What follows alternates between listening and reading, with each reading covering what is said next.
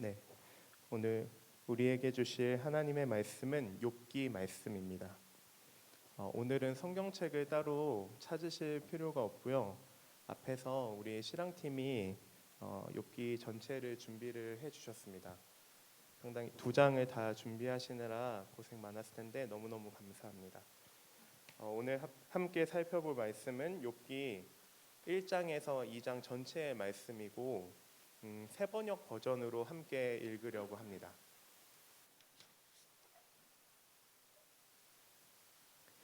네, 욥기 1장 1절부터 우리 한 목소리로 읽어보도록 하겠습니다. 제가 1장 1절을 읽고 교독해서 읽겠습니다. 우스라는 곳에 욥이라는 사람이 살고 있었다. 그는 흠이 없고 정직하였으며 하나님을 경외하며 악을 멀리하는 사람이었다. 그에게는 아들 7과 딸 3이 있고 양이 7,000마리, 낙타가 3,000마리, 겨리소가 500쌍, 암나귀가 500마리나 있고 종도 아주 많이 있었다. 그는 동방에서 으뜸가는 부자였다. 그의 아들들은 저마다 생일이 되면 돌아가면서 저희 집에서 잔치를 베풀고 새 누이들도 오라고 해서 함께 음식을 먹곤 하였다.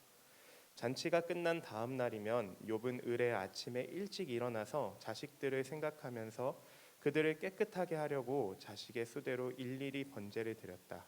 자식 가운데서 어느 하나라도 알지 못하는 사이에라도 하나님을 저주하고 죄를 지었을 수도 있다고 생각하여 잔치가 끝나고 난 뒤에는 늘 그렇게 하였다. 욥은 모든 일에 늘 이렇게 신중하였다. 하루는 하나님의 아들들이 와서 주님 앞에 섰는데 사탄도 그들과 함께 서고 있었다. 주님께서 사탄에게 어디를 갔다가 오는 길이냐 하고 물으셨다. 사탄은 주님께 땅을 이리저리 돌아다니다가 오는 길입니다 하고 대답하였다. 주님께서 사탄에게 말씀하셨다. 너는 내 종 욥을 잘 살펴보았느냐? 이 세상에는 흠이 없고 정직한 사람, 이렇게 하나님을 경외하며 악을 멀리하는 사람은 없다. 그러자 사탄이 주님께 아뢰었다. 욥이 아무것도 바라는 것이 없이 하나님을 경외하겠습니까? 그와 그의 집과 그가 가진 모든 것을 울타리로 감싸주시고 그가 하는 일이면 무엇에나 복을 주셔서 그의 소유를 온 땅에 넘치게 하지 않으셨습니까? 이제라도 주님께서 손을 드셔서 그가 가진 모든 것을 치시면 그는 주님 앞에서 주님을 저주할 것입니다. 주님께서 사탄에게 말씀하셨다. 그가 가진 모든 것을 다 내게 맡겨보겠다. 다만 그의 몸에는 손을 대지 말아라. 그때에 사탄이 주님 앞에서 물러갔다. 하루는 욥의 아들과 딸들이 맏아들의 집에서 음식을 먹으며 포도주를 마시고 있는데 일꾼 하나가 욥에게 달려와서 다급하게 말하였다. 우리가 소를 몰아 밭을 갈고 나귀들은 그 근처에서 불을 뜯고 있는데 스바 사람들이 갑자기 들이닥쳐 가축들을 빼앗아가고 종들을 칼로 쳐서 죽였습니다. 저 혼자만 겨우 살아남아서 주인 어른께 이렇게 소식을 전해드립니다. 이 일꾼이 아직 말을 다 마치지도 않았는데 또 다른 사람이 달려와서 말하였다. 하늘에서 하나님의 불이 떨어져서 양떼와 목동들을 살라버렸습니다. 저 혼자만 겨우 살아남아서 주인 어른께 이렇게 소식을 전해드립니다. 이 사람도 아직 말을 다 마치지 않았는데 또 다른 사람이 달려와서 말하였다. 갈대아 사람 세 무리가 갑자기 낙타떼에게 달려들어서 모두 끌어가고 종들을 칼로 쳐서 죽였습니다. 저 혼자만 겨우 살아남아서 주인 어른께 이렇게 소식을 전해드립니다. 이 사람도 아직 말을 다 마치지 않았는데 또 다른 사람이 달려와서 말하였다. 주인 어른의 아드님과 따님들이 큰 아드님 댁에서 한창 음식을 먹으며 포도주를 마시는데 갑자기 광야에서 강풍이 불어와서 그 집 내 모퉁이를 내리쳤고 집이 무너졌습니다. 그때 젊은 사람들이 그 속에 깔려서 모두 죽었습니다. 저 혼자만 겨우 살아남아서 주인 어른께 이렇게 소식을 전해드립니다. 그때 욥은 일어나 슬퍼하며 겉옷을 찢고 머리털을 민 다음에 머리를 땅에 대고 엎드려 경배하면서 이렇게 말하였다. 모태에서 빈손으로 태어났으니 죽을 때에도 빈손으로 돌아갈 것입니다. 주신 분도 주님이시오 가져가신 분도 주님이시니 주님의 이름을 찬양할 뿐입니다. 이렇게 욥은 모든 어려움을 당하고서도 죄를 짓지 않았어 어리석게 하나님을 원망하지도 않았다. 네, 여기까지가 1절이고 2장은 제가 쭉 읽겠습니다. 그래서 여러분들은 눈으로 잘 따라와 주시면 좋겠습니다. 하루는 하나님의 아들들이 와서 주님 앞에 서고 사탄도 그들과 함께 주님 앞에 섰다. 주님께서 사탄에게 어디를 갔다가 오는 길이냐 하고 물으셨다. 사탄은 주님께 땅을 이리저리 돌아다니다가 오는 길입니다 하고 대답하였다. 주님께서 사탄에게 말씀하셨다. 너는 내 종 욥을 잘 살펴보았느냐? 이 세상에 그 사람만큼 흠이 없고 정직한 사람, 그렇게 하나님을 경외하고 악을 멀리하는 사람이 없다. 내가 나를 부추겨서 공연히 그를 해치려고 하였지만 그는 여전히 자기의 온전함을 굳게 지키고 있지 않느냐? 사탄이 주님께 아뢰었다. 가죽은 가죽으로 대신할 수 없습니다. 사람은 자기 생명을 지키는 일이면 자기가 가진 모든 것을 버립니다.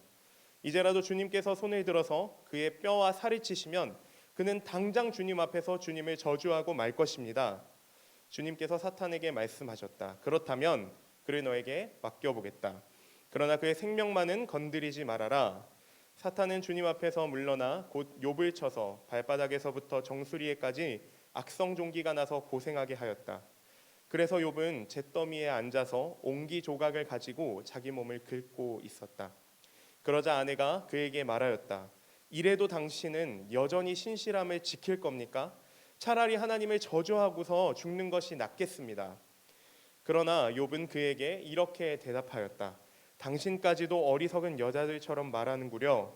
우리가 누리는 복도 하나님께로부터 받았는데 어찌 재앙이라고 해서 못 받는다 하겠소? 이렇게 하여 욥은 이 모든 어려움을 당하고서도 말로 죄를 짓지 않았다. 그때에 욥의 친구 세 사람 곧 대만 사람 엘리바스와 수아 사람 빌닷과 나아마 사람 소발은 욥이 모든 재앙을 만나서 고생한다는 소식을 듣고 욥을 달래고 위로하려고 저마다 집을 떠나서 욥에게로 왔다. 그들이 멀리서 욥을 보았으나 그가 욥인 줄 알지 못하였다.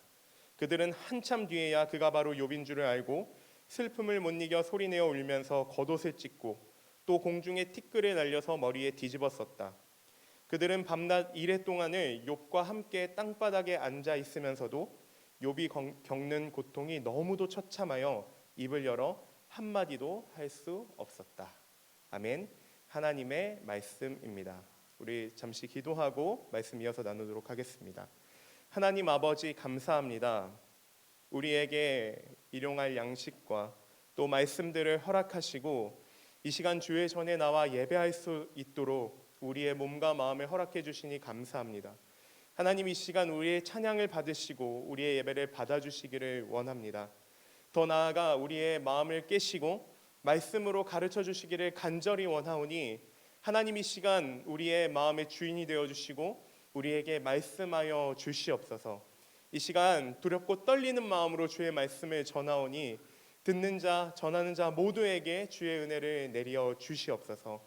감사드리며 예수 그리스도의 이름으로 기도드립니다. 아멘. 네, 반갑습니다 여러분. 혹시 좀 이해해 주시면 제가 마스크를 좀 벗고 말씀을 나눠도 괜찮을까요? 네, 코로나는 아니었어요. 좀 독감에 걸려서 혹시 제가 오늘 중간중간에 물을 마시거나 좀 목소리가 갈라지더라도 좀 이해를 부탁드리겠습니다. 여러분 우리가 오늘 욥기를 읽었습니다. 그렇죠? 왜 욥기를 이렇게 길게 읽었냐면 오늘부터 시작해가지고 앞으로 욥기에 대해서 우리가 함께 읽어 나갈 예정이기 때문입니다. 근데 욥기는 총 42장까지 되어 있는데요. 이 중에서도 이 1장에서 2장 내용이 가장 중요한 부분이기 때문에 오늘 이렇게 긴 본문을 신앙팀에도 요청을 드리고 우리가 함께 읽게 되었습니다. 혹시 그 설교 제목을 한 번만 띄워주실 수 있나요?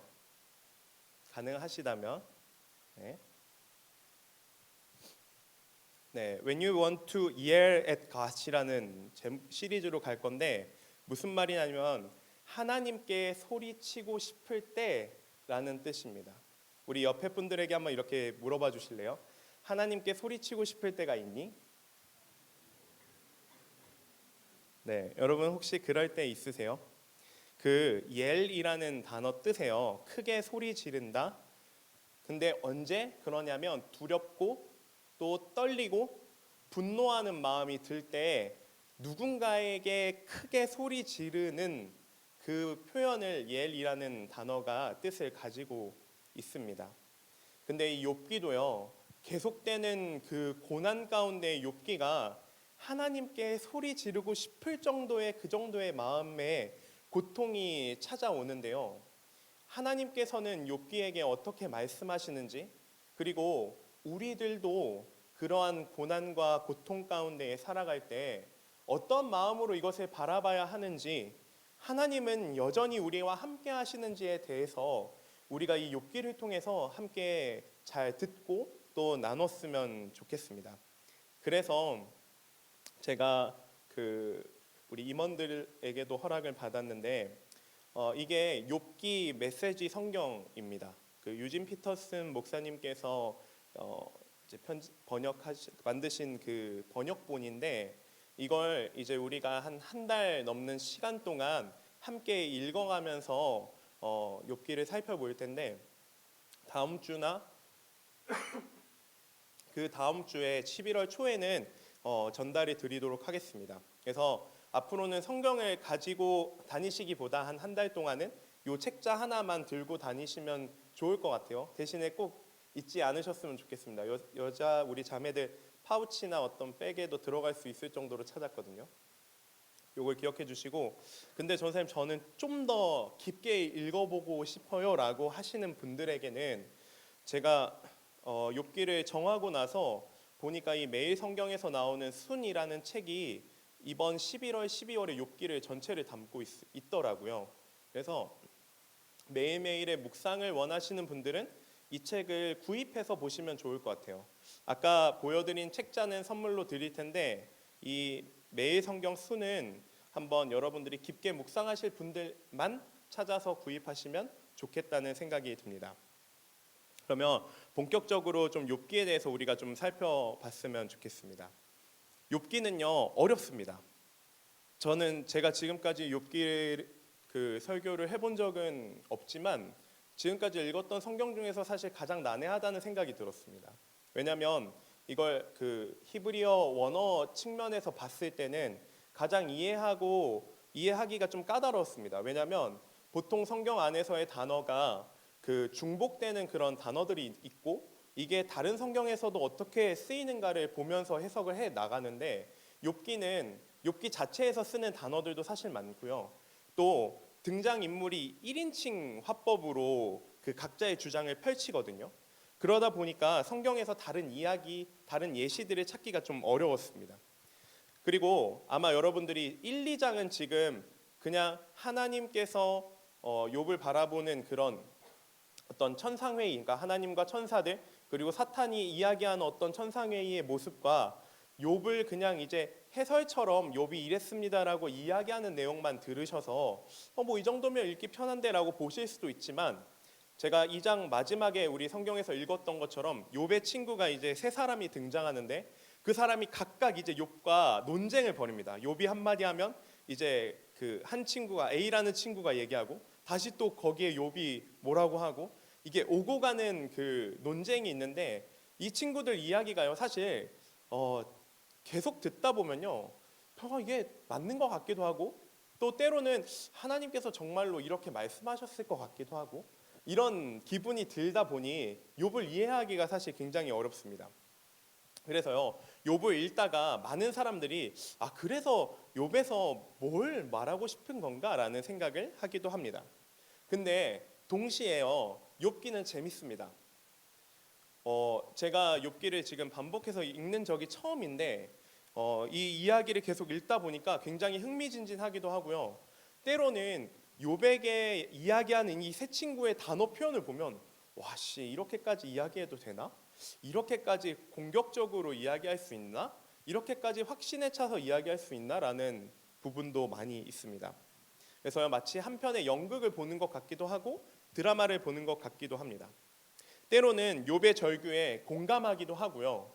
또 때로는 그 욥의 새 친구의 말이 하나님의 말씀 같기도 합니다. 그래서 욥기를 읽고 나면 이런 질문들이 아마 들 수도 있습니다.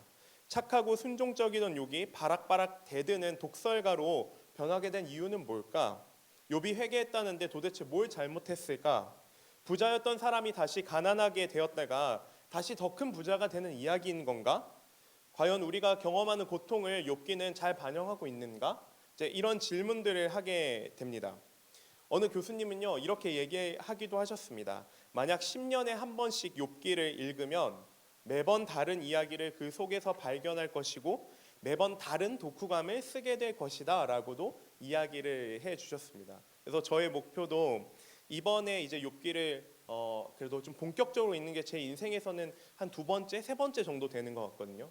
그래서 여러분들과 함께 읽으면서 저뿐만 아니라 여기 계신 모든 분들도 이 욥기에서 말씀하시고자 하는 하나님의 메시지가 무엇인지, 그래서 결국은 뭘 말하고자 하는지에 대해서 우리가 함께 잘 묵상했으면 좋겠습니다. 이렇게 어렵고 또 때로는 재밌기도 한 욥기를 이해하기 위해서는요 좋은 가이드가 필요한 것이 사실입니다. 그래서 제가 오늘 가이드를 처음에 3가지 정도 알려드릴 텐데 앞으로 욥기를 묵상하실 때 이 부분에 유의해서 잘 읽어주셨으면 좋겠습니다. 죄송합니다.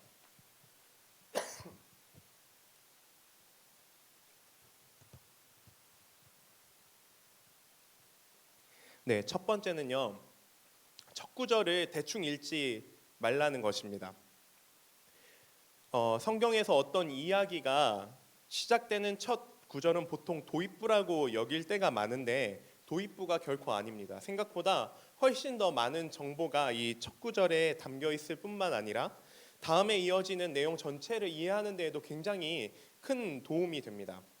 그래서 욥기에 오늘 함께 읽었던 첫 구절을 잘 기억하시고 아까 말씀드린 것처럼 1장과 2장을 반복해서 묵상하는 것을 추천드리고 싶습니다. 왜냐하면 욥기는 이 첫 장에서 핵심을 다 이야기하기 때문입니다.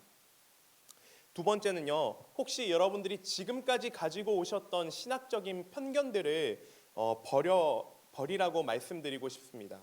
보통 우리는 이렇게 알고 있습니다. 모든 인간은 죄인이라는 신학적 관점, 이 모든 인간은 죄인이다. 틀린 신학적 관점이 아닙니다. 근데 욥기를 이해하기 위해서는 이 신학적인 관점을 조금 벗어나서 의로운 자의 고난이라는 이 주제에 우리가 잘 이해했으면 좋겠습니다. 왜냐면요, 이 의로운 자, 욥을 의로운 자라고 이야기하고 있는데 욥이 겪는 고난이거든요, 욥기가. 그래서 이 의로운 자의 고난이라는 주제를 가장 잘 이해하기 위해서는요, 고난을 겪는 사람이 의롭다, 즉 그 고난을 겪을 만한 잘못을 저지르지 않았다라는 전제가 필요합니다. 의로운 자는 죄인이 아니거든요. 근데 그 의로운 자가 고난을 받습니다. 그래서요, 모든 사람은 죄인이라는 이 신학적 관점을 잠깐 두고 의로운 자가 고난을 받는 이유에 대해서 잘 생각해 볼 시간입니다. 그래서 의로운 자도 고난을 받는다라는 이 전제가 우리에게는 꼭 필요합니다. 세 번째는요, 어떤 기대감을 버리셨으면 좋겠습니다. 보통은 영화나 드라마에 보면요, 막 처음에 고난을 받다가도 끝에 가면은 뭔가 구사일생으로 혹은 뭔가 깨달음을 얻고 굉장히 좋은 해피엔딩의 결말을 맞는 때가 많습니다. 근데 이 욥도 어떤 갈등 가운데에서 어떤 이렇게 성장을 이루는 것은 맞지만 이것이 꼭 그렇게 연결되지만은 않습니다.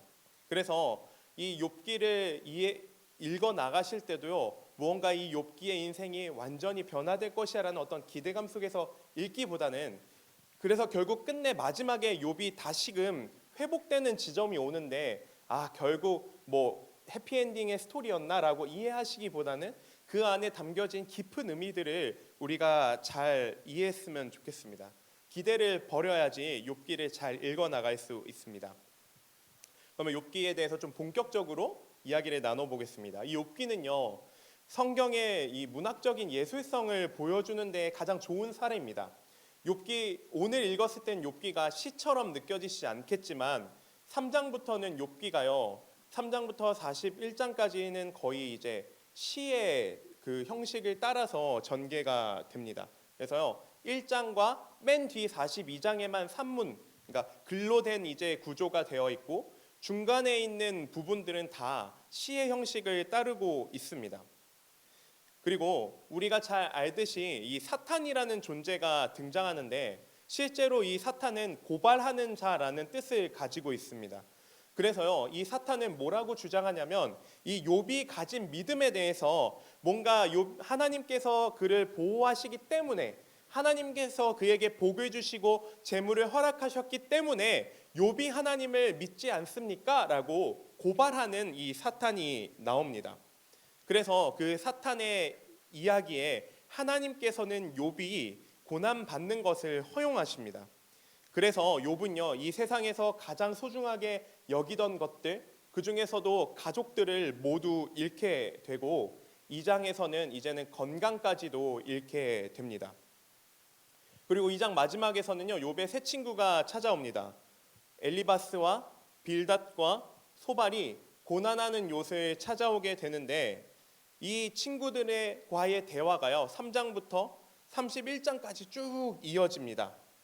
근데 이 친구들은요 욥이 당한 불행의 원인이 무엇인지 계속 고민하고 또 그것을 자신들의 생각을 욥에게 계속해서 이야기해 줍니다. 뭔가 죄인이니까 너가 죄인이었기 때문에 그렇게 고난을 받는 거야. 원래 그러니까 성경에서도 그렇게 나와 있고 하나님께서는 의로운 사람을 치시지 않아라는 어떠한 이러한 이야기들을 계속해서 해 나가지만 제가 아까도 말씀드렸던 것처럼 의로운 자가 받는 고난이라는 이 전제를 이 욥기를 읽어나가면서 절대 잊으시면 안 됩니다. 욥이 끝에 가면요 이런 생각도 하게 됩니다.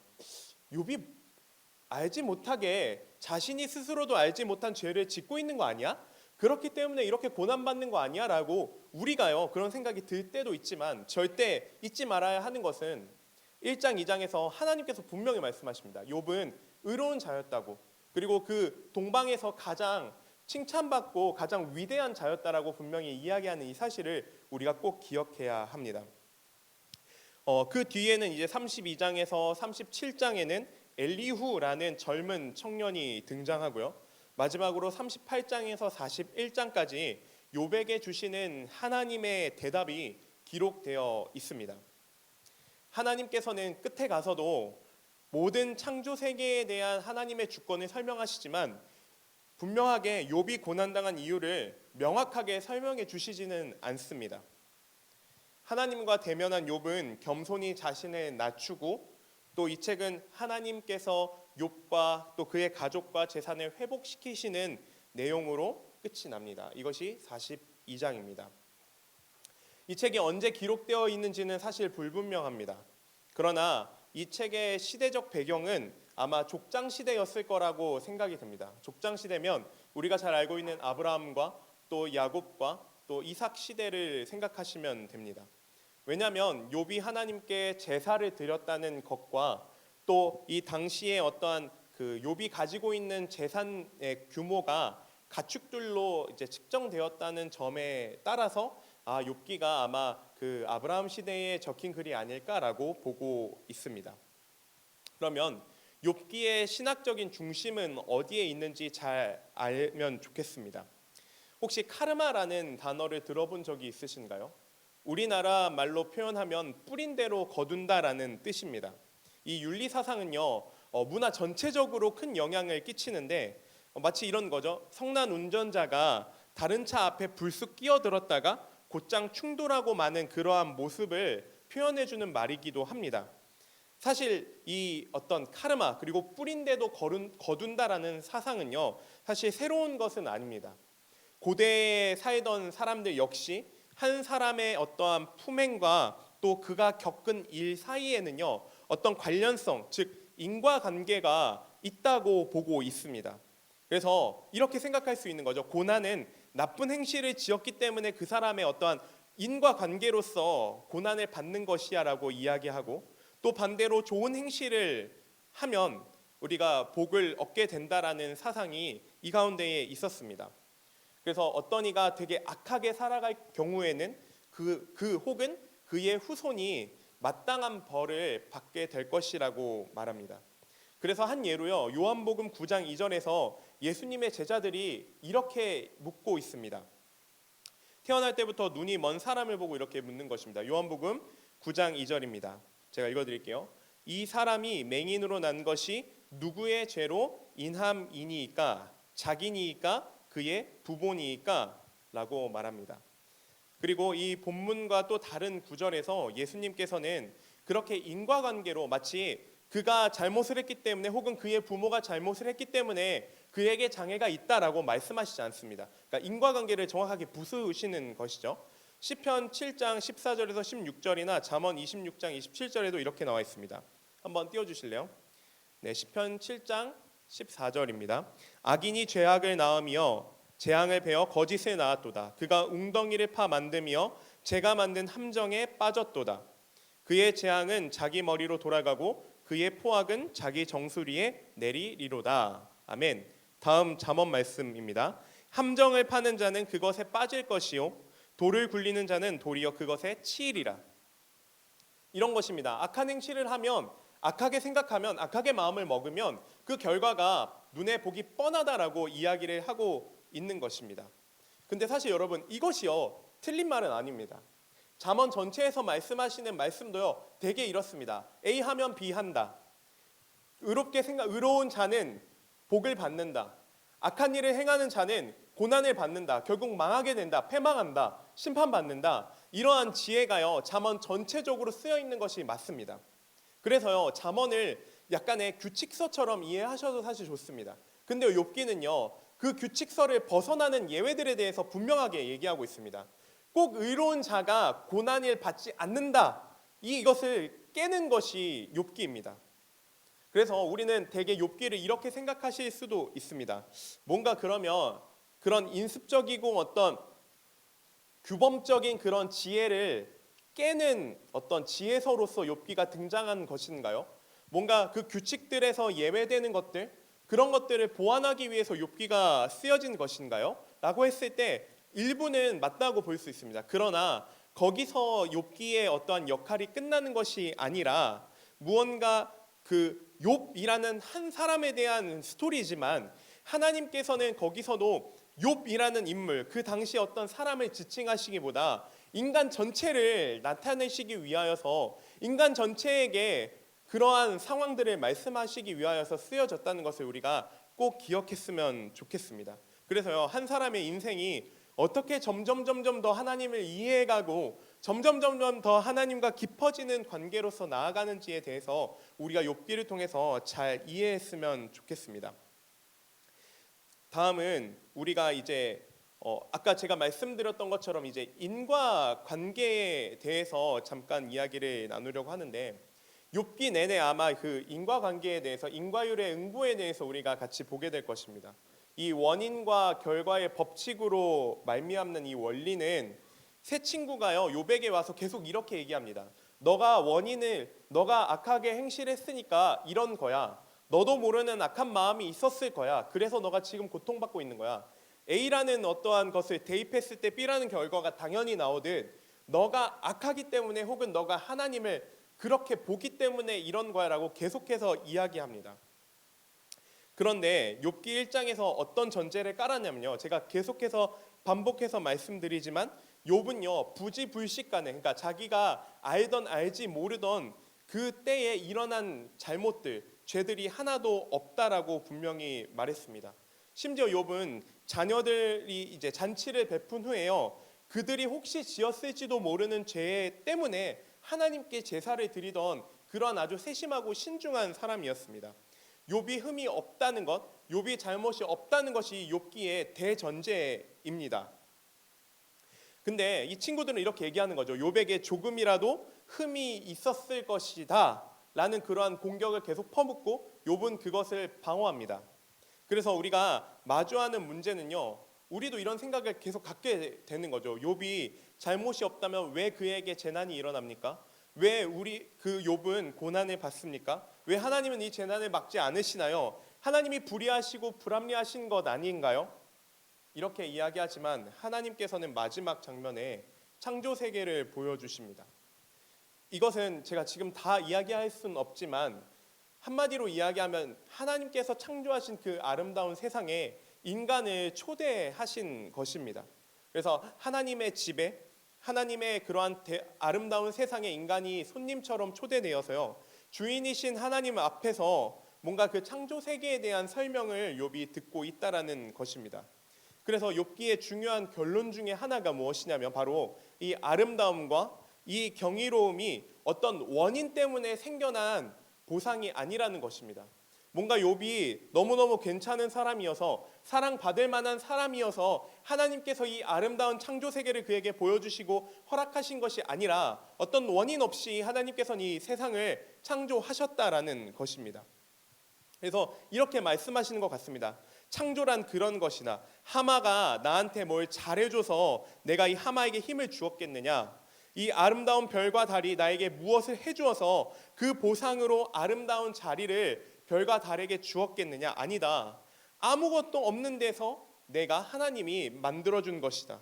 내가 너희의 하나님인 이상 너희가 한 것에 대한 보상 정도가 아니라 단지 나의 기쁨과 의로움과 성실함으로 너희에게 주려고 하는 복들이다. 이 창조 세계에 그러한 증거가 얼마든지 넘쳐난다라고 말씀하시고 계십니다. 원인과 결과가 아니라고 분명하게 말씀하고 계십니다. 여러분, 하나님은요, 하나님이십니다. 우리가 그 세상을 살면서 알아낸 정의들 중에서 가장 많이 우리가 깨달았다고 생각하고 적용하는 정의가 바로 이 인과관계입니다. 그래서 우린 때로는요, 다른 사람을 이렇게 판단하기도 합니다. 누가 어떤 불행 가운데 처했을 때 그 아픔을 위로하고 격려하기보다 마음속에 내심 이런 생각을 하는 거죠. 너가 그렇게 했으니까 결과가 그렇게 따른 거야. 말 입 밖으로 내지 않죠. 싸움을 하게 되니까요.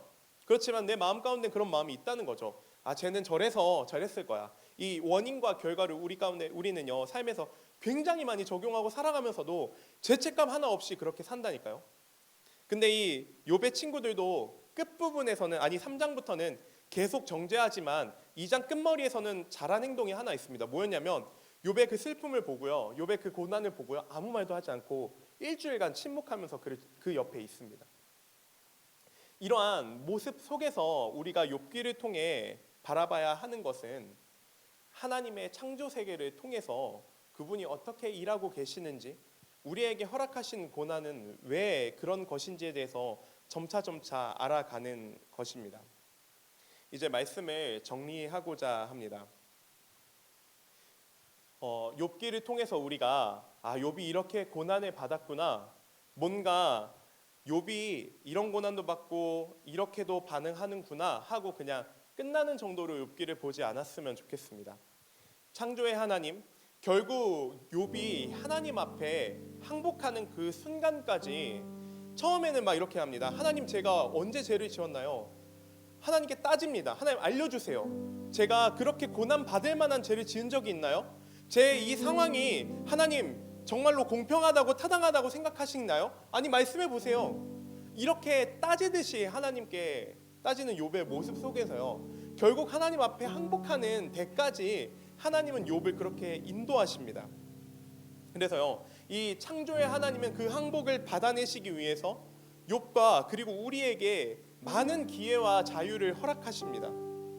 근데도 욥은요, 계속해서 하나님께 따지기만 하면서 살아가는 그 모습 속에서 스스로 자폭하기도 하고 하나님께 막 불평불만을 얘기하기도 하고, 그런 상황 속에서 우리의 모습을 보자는 겁니다.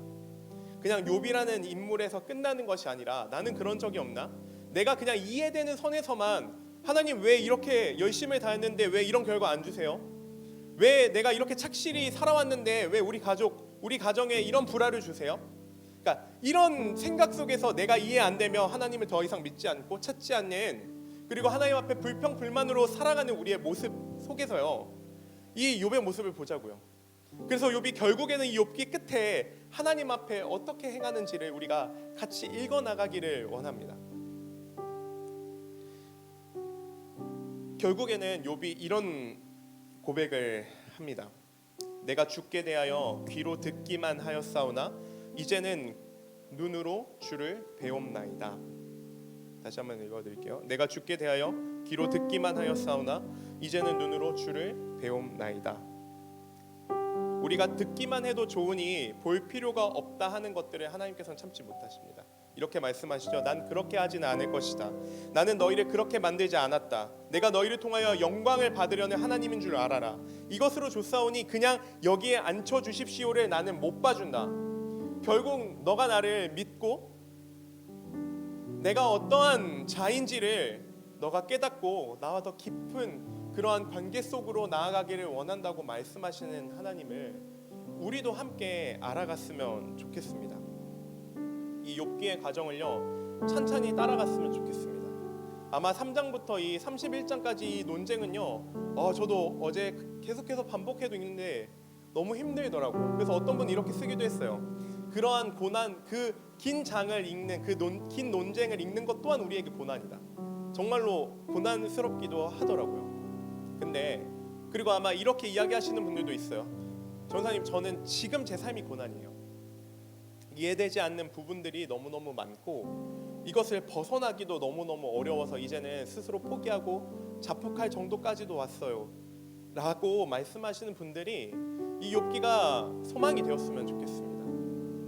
이제 천천히 읽어나갈 때에 우리가 포기하지 않고 끝까지 읽어나가면서 우리가 잘못 알아왔던 하나님, 그리고 잘못 깨달아왔던 신앙과 신학의 어떤 관점들이 다 벗겨지고 우리 안에 새로운 관점들이 허락되는 이 시간이 되기를 간절히 소망합니다.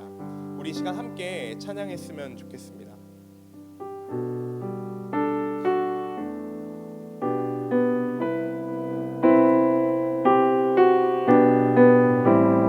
이 시간 내 안의 한계를 넘어라는 찬양을 함께 부를 때 우리 안에 말씀하시는 그리고 우리의 삶의 여정 가운데 함께 하신 하나님을 기억하며 때로는 다 이해되지 않더라도 그분 앞에 나의 믿음을 드리겠노라고 선포하며 나아가는 시간이 되기를 원합니다. 주께서 주신 모든 시간 헛된 것 없네. 그 어느 것도 주의 뜻 알기 어려워도 이유 있음을 알기 원해. 나의 모든 걸음이 주님 안에 있기에 주의 이야기 내내 나의 한계를 넘어 일하시는 주 크신 주의 은혜 내 삶을 이끄시네. 인생의 처음과 끝을 주관하시니 모든 삶 다시 한번 주님께 처음부터 맡기네. 주께서 주신 모든 시간 헛된 것 없네. 그 어느 것도 주의 뜻 알기 어려워 주의 뜻 알기 어려워도 이유 있음을 알기 원해.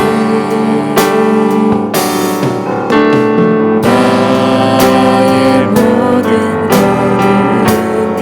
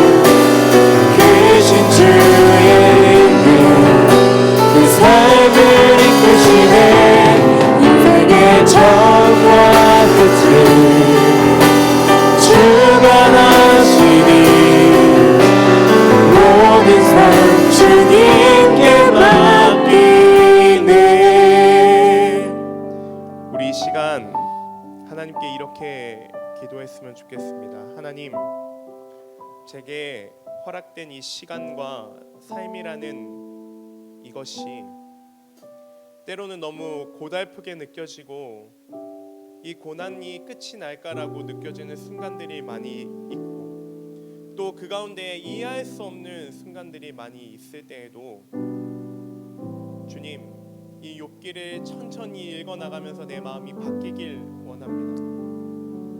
주님, 항상 나의 열심과 노력에 대비되는 만족스럽게 얻어지는 결과만이 있는 줄 알았는데 삶을 살다 보니 다 그렇지 않고, 남들을 볼 때도 무언가 내게 있는 이 인과율, 마치 뿌린 대로 거둔다라는 이 인식이 내 안에 자리 잡혀 있어서 다른 사람을 향한 마음도 죽어 있진 않았는지 하나님, 내 마음을 돌이켜 봅니다. 주님, 내 마음에 어떠한 관점으로 삶을 살아가고 있는지, 그리고 그 가운데 하나님이 어떤 분으로 나에게 인식되어 있는지 곰곰이 생각해 보길 원합니다. 주님, 이 시간 제 마음을 감찰하시고 이 시간 내 마음을 살피시며 하나님, 내가 하나님을 하나님으로 볼 수 있도록, 다 이해되지 않아도 그렇기 때문에 하나님이 아니신 것이 아니라 다 이해되지 않기에 하나님의 뜻을 헤아리길 원한다고, 우리 이 시간 우리의 마음을 하나님 앞에 고스란히 드렸으면 좋겠습니다. 내 마음에 드는 생각들과 내 마음에 남아있는 수많은 관점들과 인식들을 하나님 앞에 그대로 올려드리는 시간이 되었으면 좋겠습니다. 우리 시간 함께 기도하도록 하겠습니다. 하나님,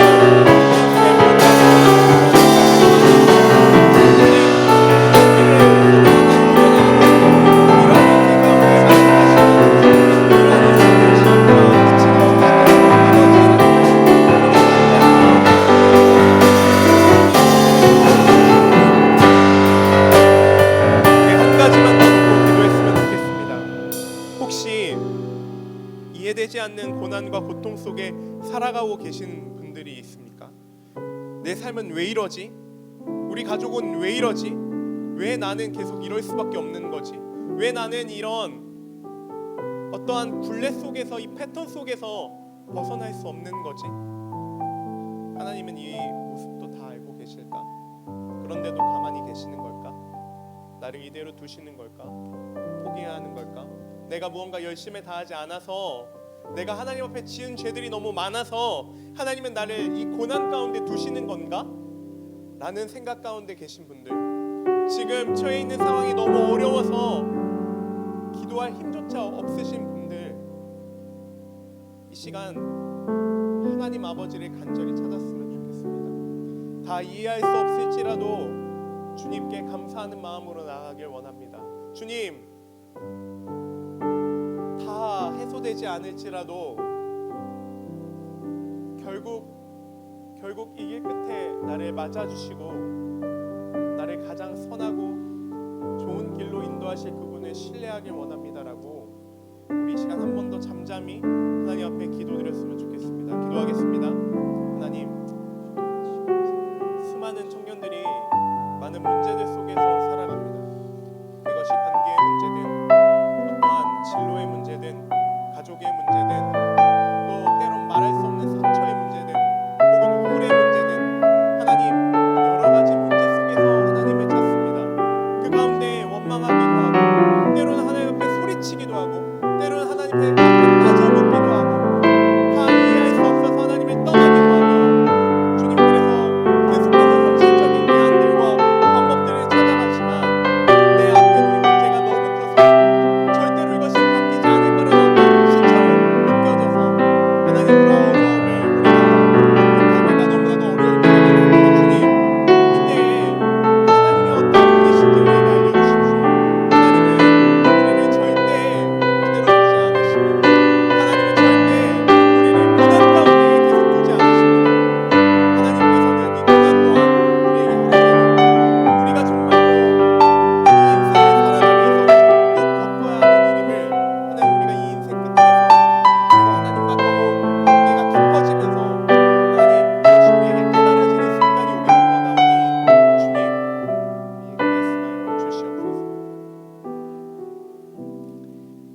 아버지 은혜를 감사드립니다. 하나님은 창조주이십니다.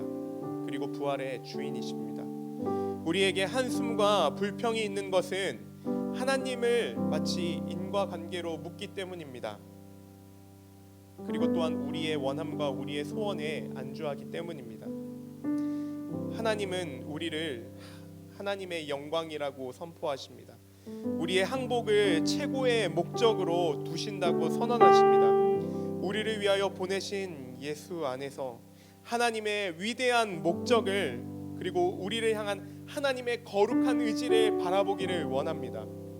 하나님 그 안으로 우리를 불러주셨사오니 우리의 인생에 간섭하시고 또 우리의 인생을 붙드시는 하나님 앞에 우리가 그분의 말씀 앞에 귀를 기울이며 그 말씀을 따라 살아가기를 원하오니 주님 우리를 인도하여 주시옵소서. 그리하여서 우리가 이 삶에 대해서 우리의 하루하루에 대해서 주님 앞에서 크게 만족하고 감사가 넘치는 인생으로 살아가도록 우리를 붙들어 주시옵소서. 감사드리며 예수 그리스도의 이름으로 기도드립니다. 아멘. 우리 이 시간 함께 찬양하며